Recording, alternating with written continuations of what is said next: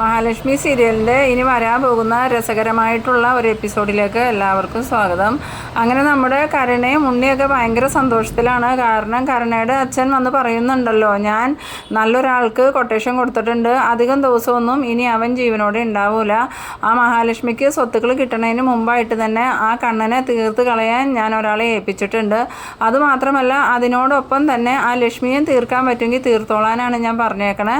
ഇനിയിപ്പോൾ ലക്ഷ്മിയെ തീർത്തില്ലെങ്കിലും കുഴപ്പമില്ല. ഭർത്താവ് മരിച്ചു കഴിഞ്ഞാൽ ഭർത്താവിൻ്റെ സ്വത്തുക്കൾക്കെല്ലാം അവകാശി ഭാര്യയാവും. അതുകൊണ്ട് തന്നെ നമുക്ക് അവളെ ഭീഷണിപ്പെടുത്തി അവളുടെ കയ്യിൽ നിന്നും സ്വത്തുക്കളൊക്കെ എഴുതി വാങ്ങാം. അത് ഓർത്ത് മോളും ഉണ്ണിയൊന്നും വിഷമിക്കണ്ട, നമുക്കതൊക്കെ സമയമാവുമ്പോൾ വേണ്ടതുപോലെ ചെയ്യാമെന്നൊക്കെ പറഞ്ഞ് പ്രതാപൻ സമാധാനിപ്പിച്ചിട്ടാണല്ലോ പോയേക്കണേ. അതുകൊണ്ട് തന്നെ കരുണ വിചാരിക്കണേ, നാളെ അല്ലെങ്കിൽ മറ്റന്നാൾ കണ്ണൻ മരിച്ചു എന്നുള്ള വാർത്ത കേൾക്കും, മഹാലക്ഷ്മി വിധവയാവും, അപ്പോൾ അവൾ കരഞ്ഞുകൊണ്ടിരിക്കണതൊക്കെ കാണാം എന്നൊക്കെ വിചാരിച്ചാണ് കരുണ ഇരിക്കണേ. അതുപോലെ തന്നെ മേഘനാഥനും മഞ്ജുവും ഹണിമൂൺ ട്രിപ്പ് പോയേക്കാണല്ലോ. അവരും വിചാരിച്ചിരിക്കുന്നത് അവർ തിരിച്ചു വരുന്നതിന് മുമ്പായിട്ട് കണ്ണനും മഹാലക്ഷ്മിയും കൊല്ലപ്പെടും. അപ്പം ആ മരണവാർത്ത അറിഞ്ഞതിന് ശേഷം തിരിച്ചു വരാമെന്നൊക്കെ വിചാരിച്ചാണ് മേഘനാഥനും മഞ്ജു ഇരിക്കുന്നത്. അതേസമയം മേഘനാഥൻ്റെ ഫോണിലേക്ക് ഒരുപാട് സ്ത്രീകൾ വിളിക്കുന്നുണ്ട്. പക്ഷേ ഫോണിൽ സേവ് ചെയ്തേക്കുന്നതെല്ലാം സ്ത്രീകളുടെ പേരിൻ്റെ കൂടെ ഏതെങ്കിലും ഒരു അക്ഷരവും കൂടെ ചേർത്ത് അത് പുരുഷൻ്റെ പേരാക്കിയിട്ടാണ് മേഘനാഥൻ സേവ് ചെയ്ത് വെച്ചിരിക്കുന്നത്. അതുകൊണ്ട് തന്നെ മഞ്ജുവിനത് മനസ്സിലാവുന്നുമില്ല. ഫോൺ വരുമ്പോൾ തന്നെ മേഘനാഥൻ ഫോൺ എടുത്തുകൊണ്ട് പുറത്തേക്ക് പോകുന്നുണ്ട്. പക്ഷേ മഞ്ജുവിന് ഭയങ്കര വിശ്വാസമായതുകൊണ്ട് തന്നെ മഞ്ജു മേഘനാഥനെ സംശയിക്കണമൊന്നുമില്ല. അപ്പോൾ മഞ്ജുവും മേഘനാഥനും ഭയങ്കര സന്തോഷത്തിലാണ്. കാരണം കണ്ണൻ മരിച്ചു കഴിഞ്ഞാൽ കണ്ണൻ്റെ സ്വത്തുക്കളെല്ലാം മഞ്ജുവിനും ഉണ്ണിക്കുമാണല്ലോ കിട്ടണേ. അപ്പോൾ അത് വെച്ച് അടിപിടിച്ച് പൊളിച്ച് ജീവിക്കാമെന്നൊക്കെ വിചാരിച്ച് സന്തോഷമായിട്ടിരിക്കുന്നുണ്ട്. അതേസമയം സീമന്തിനിക്കാണെങ്കിലും ഭയങ്കര സന്തോഷമാണ്. സീമന്തിനി പറയുന്നുണ്ട്, അച്ഛൻ പോയേക്കണത് കണ്ണനെ കൊട്ടേഷൻ കൊടുത്തേക്കണ ആളെ കാണാനാണ്. മിക്കവാറും ഇന്നല്ലെങ്കിൽ നാളെ കണ്ണൻ്റെ കാര്യത്തിലൊരു തീരുമാനമാവും. ചിലപ്പോൾ ആ മഹാലക്ഷ്മീനെയും അതിൻ്റെ കൂടെ തന്നെ കൊന്നുകളയാൻ സാധ്യതയുണ്ട്. ഇനിയിപ്പോൾ മഹാലക്ഷ്മീനെ കൊന്നില്ലെങ്കിലും കുഴപ്പമില്ല, കണ്ണൻ്റെ സ്വത്തുക്കൾ നമുക്ക് ഭീഷണിപ്പെടുത്തി വാങ്ങാമെന്നാണ് പ്രതാപൻ്റെ അച്ഛൻ വാമേട്ടനോട് പറഞ്ഞേക്കണേന്നൊക്കെ സീമന്തിനി മോളോട് പറയുന്നുണ്ട്. അത് കേട്ട് സീമന്തിനിയുടെ മോക്കും ഭയങ്കര സന്തോഷമാവുന്നുണ്ട്.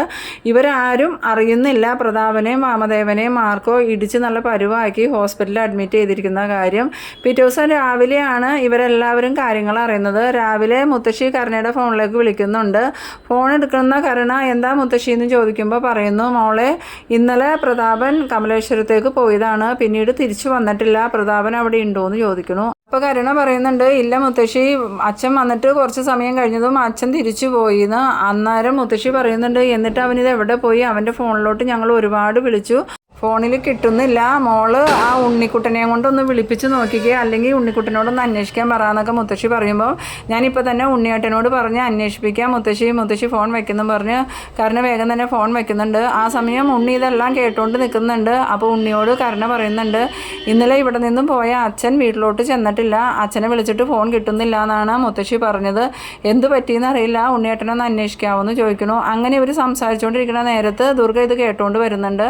അപ്പോൾ ദുർഗ പറയുന്നുണ്ട്, ഇന്നലെ തൊട്ട് വാമേട്ടനെയും കാണാനില്ല എന്നും പറഞ്ഞ് ഏടത്തി വിളിച്ചിട്ടുണ്ടായിരുന്നു എന്ന് പറയണു.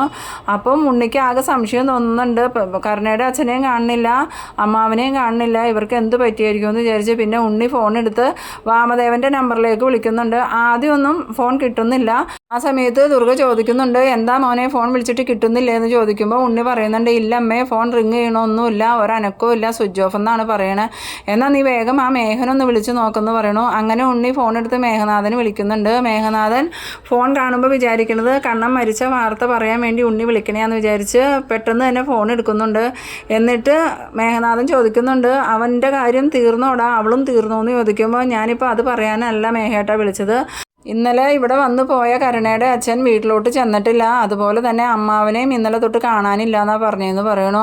അപ്പം മേഘനാഥൻ പറയുന്നുണ്ട്, ഞാനും അച്ഛൻ്റെ ഫോണിലേക്ക് ഒരുപാട് പ്രാവശ്യം വിളിച്ചിരുന്നു, ഫോൺ സ്വിച്ച് ഓഫ് ആണെന്നാണ് പറയണത്, ഇനിയിപ്പോൾ എന്ത് ചെയ്യും മേഘേട്ട, അവരെവിടെ പോയതായിരിക്കും, അവർക്ക് എന്തെങ്കിലും സംഭവിച്ചതായിരിക്കും എന്ന് ചോദിക്കുമ്പോൾ മേഘം പറയുന്നുണ്ട്, അങ്ങനെ അവർക്കൊന്നും സംഭവിച്ചിട്ടൊന്നും കാണില്ല, നീ അതോർത്ത് പേടിക്കുകയൊന്നും വേണ്ട, അവരെന്തെങ്കിലും പ്ലാൻ ചെയ്യാൻ വേണ്ടിയിട്ട് മാറി നിൽക്കണേയായിരിക്കും എന്നൊക്കെ പറഞ്ഞ് ഉണ്ണിയെ സമാധാനിപ്പിക്കുന്നുണ്ട്.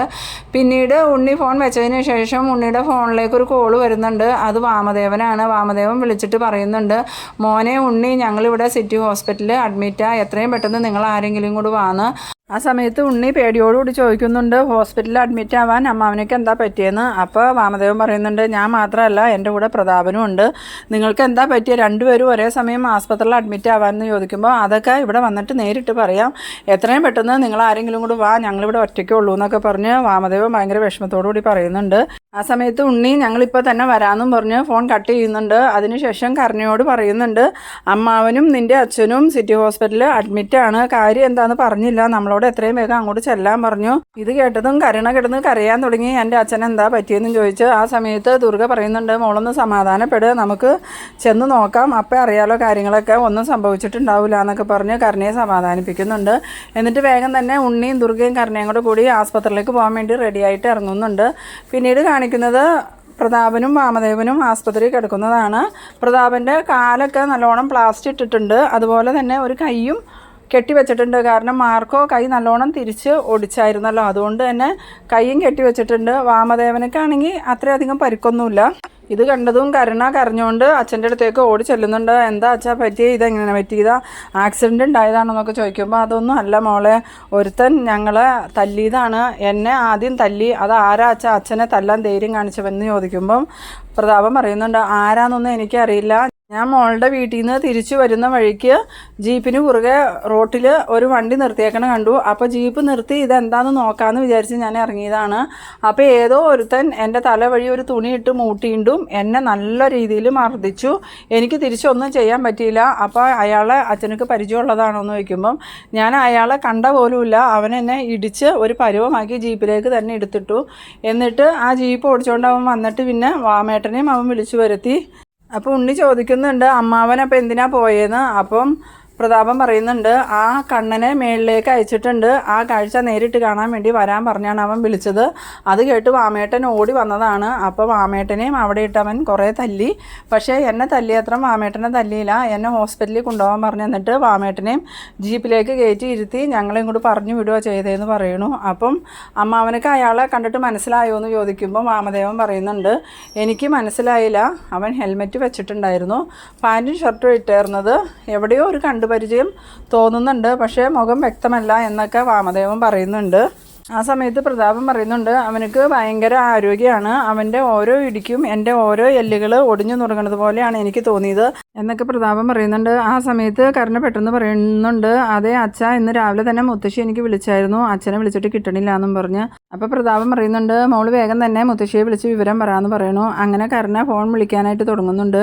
ഇതേ സമയം പ്രതാപൻ്റെ അമ്മയും മോഹിനിയും കൂടെ കൂടി പ്രതാപനെ കാണുന്നില്ലല്ലോ എന്നൊക്കെ പറഞ്ഞിങ്ങനെ ഇരിക്കുന്നുണ്ട്. ആ സമയത്താണ് കരുണയുടെ ഫോൺ വരുന്നത്. ഫോൺ വന്നതും കരുണമോള് വിളിക്കുന്നുണ്ടെന്നും പറഞ്ഞ് മുത്തശ്ശി വേഗം തന്നെ ഫോൺ എടുക്കുന്നുണ്ട്. അപ്പോൾ മോളെ അച്ഛനെക്കുറിച്ച് എന്തെങ്കിലും വിവരം കിട്ടിയോ എന്ന് ചോദിക്കുമ്പോൾ മുത്തശ്ശി അച്ഛനിവിടെ ആസ്പത്രിയിൽ അഡ്മിറ്റാണ്, അപ്പോൾ എന്ത് പറ്റിയത് അവനൊക്കെന്ന് ചോദിക്കുമ്പം ആരോ ഒരാൾ അച്ഛനെ ഉപദ്രവിച്ചു, അങ്ങനെ ആസ്പത്രിയിൽ വന്ന് അഡ്മിറ്റ് ആയേക്കണേ, ഞങ്ങളിപ്പോൾ ഇവിടെ അച്ഛൻ്റെ കൂടെ ആസ്പത്രിയിലുണ്ട്, അമ്മയില്ലേ അടുത്തൊന്ന് ചോദിക്കുമ്പം അവളിവിടെ നിൽക്കണ്ടെന്ന് പരിഹസിച്ചുകൊണ്ട് മുത്തശ്ശി പറയുന്നുണ്ട്.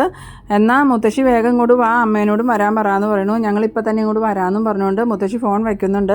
അതിനുശേഷം മോഹിനിയോട് പറയുന്നുണ്ട് ഇന്നലെ മൊത്തമായിട്ടും നീ നിൻ്റെ മരുമകൻ്റെ ആയുസ്സിന് വേണ്ടി അമ്പലത്തിൽ പോയി കിടന്ന് കരഞ്ഞ് പ്രാർത്ഥിക്കുകയല്ലായിരുന്നോ, അതിൻ്റെ ഫലമായിട്ടാടി എൻ്റെ മോനിപ്പോൾ ആശുപത്രിയിൽ കിടക്കണേന്ന് പറയുമ്പോൾ മോഹിനി പറയുന്നുണ്ട് ഞാൻ എൻ്റെ മരുമകൻ്റെ ആയുസ്സിന് വേണ്ടി പ്രാർത്ഥിച്ചതിന് അമ്മയുടെ മോനക്ക് പ്രശ്നം വന്നെ എങ്ങനെയാണ് എന്നൊക്കെ ചോദിക്കുമ്പം നിൻ്റെയും നിൻ്റെ മോളുടെയും പ്രാർത്ഥനയുടെ ഫലമാടി എൻ്റെ മോനിക്ക് ഈ ആപത്തൊക്കെ വന്നേക്കണേ, നീ ഇനിയും പോയി കിടന്ന് പ്രാർത്ഥിക്കുക നിൻ്റെ മരുമോനെ ആയുസ് നീട്ടി കിട്ടാനെന്നും പറഞ്ഞ് മോഹിനിനെ നല്ല ചീത്ത പറയുന്നുണ്ട്. അപ്പം മോഹിനി പറയുന്നുണ്ട് ഈ സാഹചര്യത്തിൽ ഇങ്ങനെയൊക്കെയാണോ അമ്മയെ സംസാരിക്കണേ, നമുക്ക് എത്രയും പെട്ടെന്ന് പ്രതാപേട്ടൻ്റെ അടുത്തേക്ക് പോകാമെന്ന് പറയുമ്പോൾ മുത്തശ്ശി പറയുന്നുണ്ട് നീ വരണ്ട, എൻ്റെ മോൻ്റെ അടുത്തേക്ക് ഞാൻ മാത്രം പോയിക്കോളാമെന്നും പറഞ്ഞ് മോഹിനിനെ കൊണ്ടുപോകാതെ മുത്തശ്ശി പോവുകയാണ്. ആ ഒരു സീനൊക്കെ കാണിച്ചാണ് ഈ എപ്പിസോഡ് അവസാനിക്കുന്നത്. മിക്കവാറും ഇനി മേഘനാഥനും ഇതുപോലെ തന്നെയുള്ള പണി കിട്ടാനുള്ള സാധ്യതയുണ്ട്. അതുമാത്രമല്ല ഉണ്ണി ഇനി കണ്ണനെതിരെ പ്രവർത്തിച്ചാൽ ഉണ്ണിക്കും ഇതേ ഡോസിൽ പണി കിട്ടാനുള്ള സാധ്യതയുണ്ട്. അങ്ങനെ ഭയങ്കര ഇൻട്രസ്റ്റിംഗ് ആയിട്ടുള്ള രീതിയിലാണ് ഇനി വരുന്ന എല്ലാ എപ്പിസോഡുകളും വരുന്നത്. അതുകൊണ്ട് തന്നെ നിങ്ങളെൻ്റെ വീഡിയോ ആദ്യമായി കാണുന്നവരാണെങ്കിൽ എൻ്റെ ചാനലൊന്ന് സബ്സ്ക്രൈബ് ചെയ്യാനും എൻ്റെ വീഡിയോ നിങ്ങൾക്ക് ഇഷ്ടമായാൽ ലൈക്ക് ചെയ്യാനും കൂടാതെ നിങ്ങളുടെ ഫ്രണ്ട്സിനും റിലേറ്റീവ്സിനൊക്കെ ഈ വീഡിയോ ഒന്ന് ഷെയർ ചെയ്ത് കൊടുക്കാനും മറക്കരുത്. മാത്രമല്ല നിങ്ങൾക്ക് എൻ്റെ വീഡിയോയെക്കുറിച്ചുള്ള അഭിപ്രായങ്ങളും നിർദ്ദേശങ്ങളും ഒന്ന് കമൻ്റായിട്ട് രേഖപ്പെടുത്തുകയും ചെയ്യണം. അപ്പോൾ ഇതുപോലെ ഇൻട്രസ്റ്റിംഗ് ആയിട്ടുള്ള അടുത്തൊരു എപ്പിസോഡുമായി നമുക്ക് വീണ്ടും കാണാം. അതുവരേക്കും ബൈ ബൈ.